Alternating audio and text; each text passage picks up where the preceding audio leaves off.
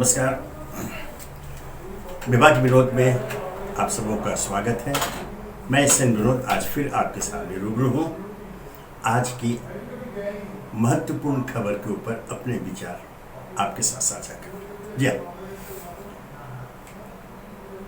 महाराष्ट्र के पूर्व मुख्यमंत्री शिवसेना प्रमुख उद्धव ठाकरे ने भी अब कहा है कि लोकतंत्र खतरे में है। और उन्होंने यह भी जोड़ा कि न केवल उनकी पार्टी शिवसेना बल्कि संपूर्ण लोकतंत्र ही खतरे में है। अब मैंने इसलिए दोहराया कि चूंकि ये एक फैशन की तरह हाल के दिनों में पैदा हुआ है, लोकतंत्र को खतरे में बताना। हर क्षेत्र, हर वर्ग से, चाहे वो राजनेता हो, चाहे कुछ पत्रकार हो, चाहे समाज सेवी हो या किसी अन्य संस्थानों से जुड़े लोग हों, आज सभी सामने आकर के मुखर होकर कहते हैं कि लोकतंत्र खतरे में है। क्यों? और ध्यान रहे, हमारे भारतीय लोकतंत्र में जो संसदीय लोकतांत्रिक प्रणाली हमने अपनाया हुआ है, उसमें सभी को समानता का अधिकार है। अभिव्यक्ति की स्वतंत्रता हमारा संविधान हमें देता है। ऐसे में हर कोई अपनी बात, अपने मन की बात, अपने विचार, चाहे प्रतिक्रिया के रूप में हो या सोच के रूप में हो, वो व्यक्त करता रहता है। लोकतंत्र को लेकर के भी ऐसी प्रवृत्ति देखने को मिली है। एक बहस से छिड़ जाती है कि क्या सचमुच वह लोकतंत्र खतरे में है जिसे हमने अनेक कुर्बानियों के बाद, अनेक संघर्ष के बाद पाया है। वह लोकतंत्र जिस पर हम पूरे विश्व में गर्व करते हैं कि सफलतापूर्वक भारत में अपनाया गया है और उस मार्ग पर भारत चल रहा है, खतरे में है। आखिर क्यों? ऐसा क्यों हो जाता है? यह एक ऐसा विषय है जिस पर अब चर्चा बहुत ही आवश्यक हो गई है, क्योंकि ऐसा देखा जा रहा है कि आजादी के बाद भी आरंभ के दिनों को छोड़ दे, चूंकि वो संक्रमण काल था, ब्रिटिश हुकूमत से हमने अपने लिए आजादी प्राप्त की थी और एक स्वतंत्र देश के रूप में भारत विश्व के नक्शे पर अवतरित हुआ था। उन आरंभिक दिनों को छोड़ दे, संक्रमण काल को, तो उसके बाद से लगातार ऐसी बातें कही जा रही हैं। तो फिर अब ये सवाल उठता है कि आखिर ये खतरा है तो किसकी तरफ से है? उद्धव ठाकरे ने जो टिप्पणी की है उसमें ध्यान रखें। उन्होंने कहा कि न केवल हमारी शिवसेना बल्कि संपूर्ण लोकतंत्रों के बाद, अर्थात उन्होंने एक तरह से यह आरोप लगाया कि उनकी शिवसेना को समाप्त करने की साजिश चल रही है और इसी सिलसिले में व्यापक रूप से संपूर्ण लोकतंत्र को सामने ला दिया, उसको खतरे में बता दिया। अब उद्धव ठाकरे ने चूंकि इस मामले को उठाया है और अभी जून माह में ही उनकी सरकार का पतन हुआ और अनेक बागी विधायक एकनाथ शिंदे, वर्तमान मुख्यमंत्री महाराष्ट्र के नेतृत्व में बाहर निकले और भारतीय जनता पार्टी के संयुक्त सरकार बना ली। एकनाथ शिंदे गुट का भी, स्वयं गुट का भी यह आरोप शिवसेना प्रमुख उद्धव ठाकरे पर लगा था कि शिवसेना में लोकतांत्रिक प्रक्रिया समाप्त हो गई, वहां लोकतांत्रिक ढंग से निर्णय नहीं लिए जाते हैं। एक व्यक्ति निर्णय लेता है अपने कुछ चंद चाटुकारों की सलाह पर। यह आरोप स्वयं शिवसेना प्रमुख उद्धव ठाकरे पर लगाए गए थे। हालांकि अब अगर थोड़ा पीछे चले, शिवसेना के संस्थापक आदरणीय बाला साहब ठाकरे की बात करें, उन दिनों खुल करके जब ये आरोप लगने लगे थे, सरकार, शिवसेना की सरकार भी महाराष्ट्र में बनी थी, विशेषकर उस समय कि सरकार तो दिखावे का है, वह रिमोट कंट्रोल से संचालित है और वो रिमोट कंट्रोल मातोश्री है, ठाकरे परिवार का आवास। ये आरोप लगे थे। तब याद दिला दो, बाला साहब ठाकरे ने सामने आकर खुलकर कहा था कि हां, रिमोट कंट्रोल सरकार का मेरे हाथ में है, मैं रिमोट कंट्रोल से सरकार संचालित करता हूं। उन्होंने छुपाया नहीं, उन्होंने स्पष्ट कहा था, दो टूक कहा था। अर्थात एक तरह से उन्होंने स्वीकार किया था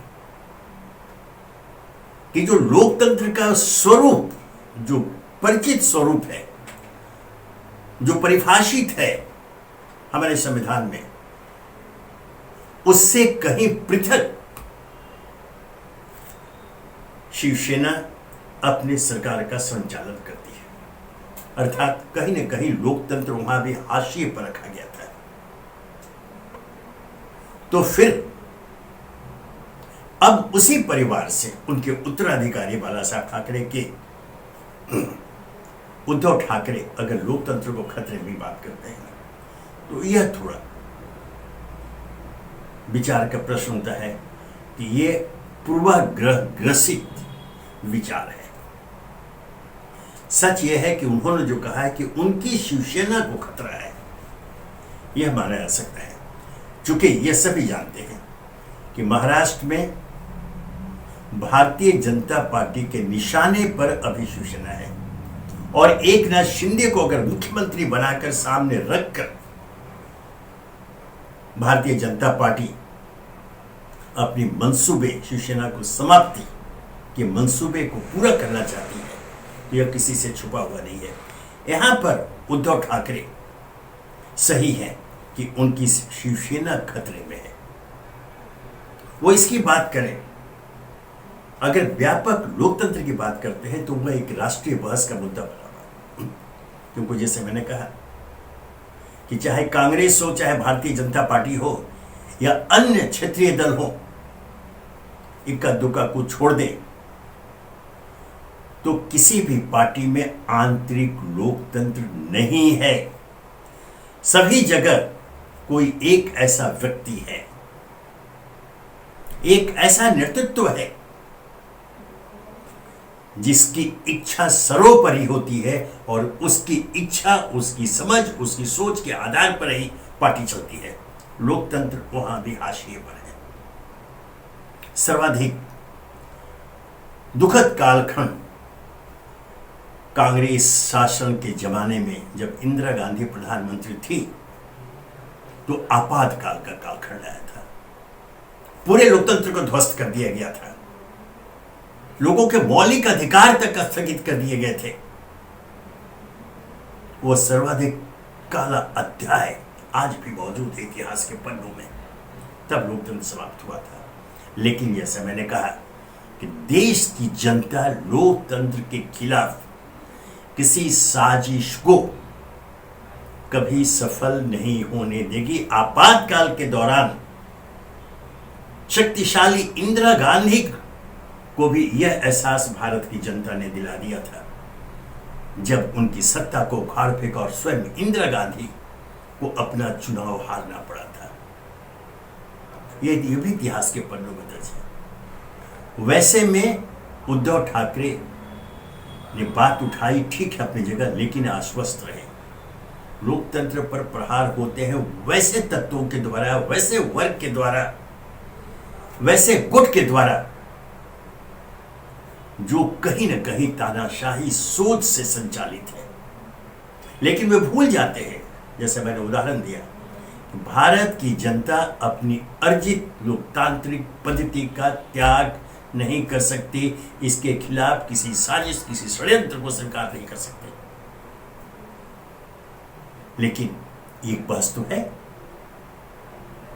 सभी क्षेत्र में देख लीजिए, और तो और पिछले दिनों देखा गया था, सर्वोच्च न्यायालय के कुछ जज बाहर आए थे, उन्होंने अपनी व्यथा व्यक्त की सार्वजनिक रूप से मीडिया के सामने। वहां भी इशारा यही था कि लोकतंत्र खतरे में है।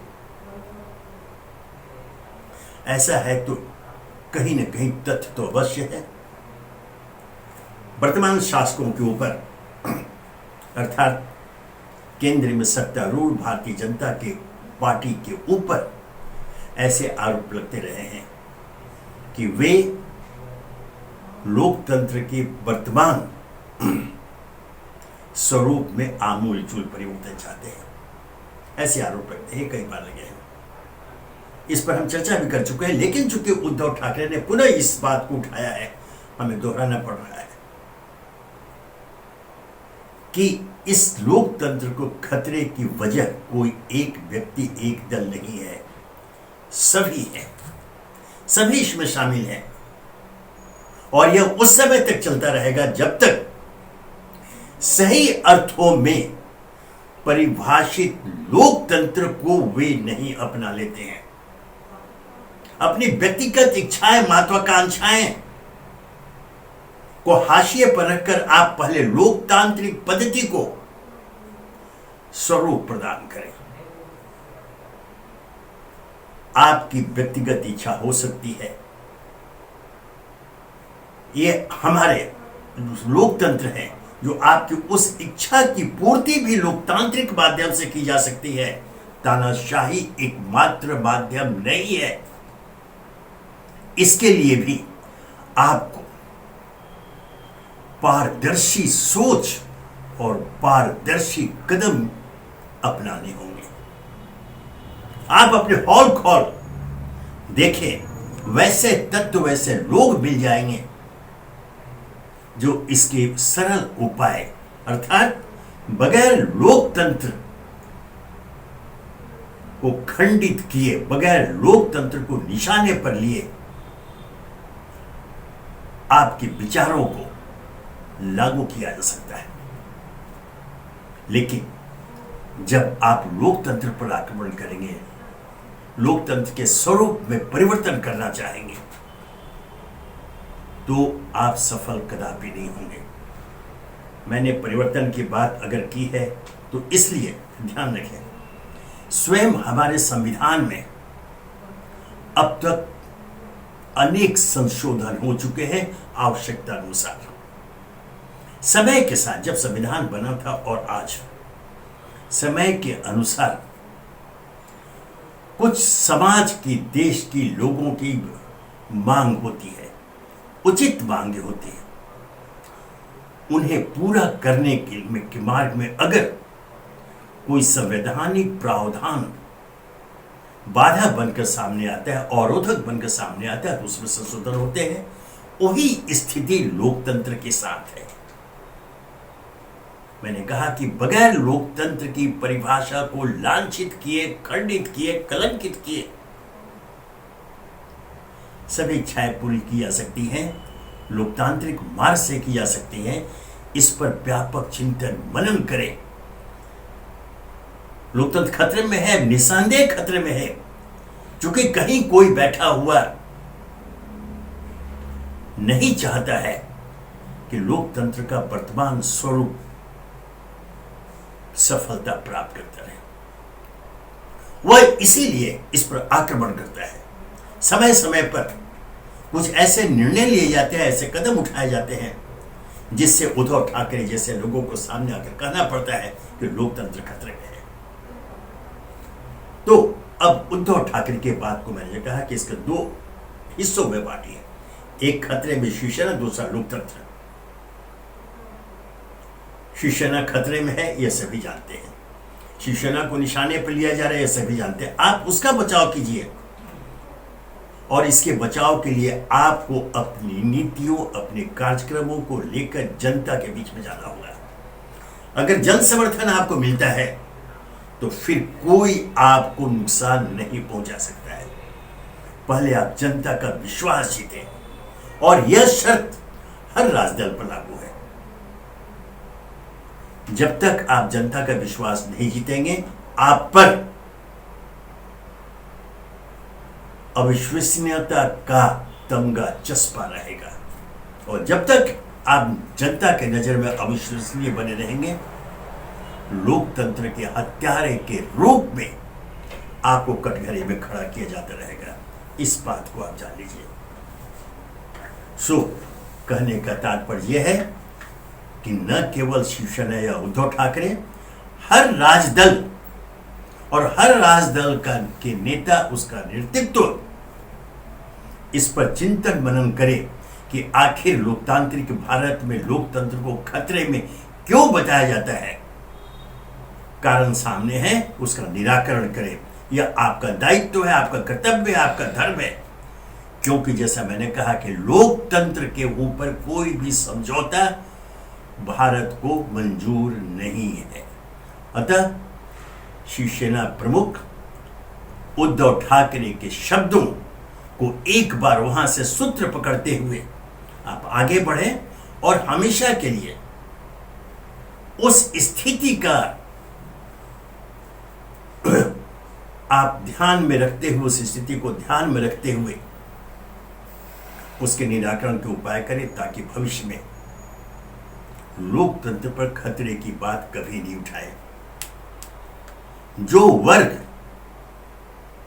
जो विशिष्ट समुदाय या कोई एक व्यक्ति ऐसा सोचता है, तो आखिर क्यों सोचता है, इस पर चिंतन मनन करें, क्योंकि यह एक ऐसी बहस है जिसे राष्ट्रीय स्तर पर अगर विस्तार दिया गया तो ध्यान रखिए, जो मुख्य उद्देश्य किसी भी सरकार का, किसी भी शासक का होता है, विकास, वह बाधित होता है। तो यह भी ध्यान देने की बात है कि कहीं यह जानबूझकर ऐसे मुद्दों को उठाकर विकास के मार्ग में अवरोधक तो नहीं पता किए जा रहे हैं। यह दायित्व तो भी शासकों का है। बिल्कुल आप जो है पारदर्शी बन जाए, स्वयं को पारदर्शी बना ले, फिर जनता के बीच में जाए, आपको वास्तविकता, सही स्थिति की जानकारी हो जाएगी, और तब आप सही कदम उठा पाएंगे, सही निर्णय ले पाएंगे, और तब संभवतः लोकतंत्र की आड़ में अपने राजनीतिक मंसूबों को प्राप्त करने की हर प्रयास पर पूर्ण विराम लग जाएगा। धन्यवाद।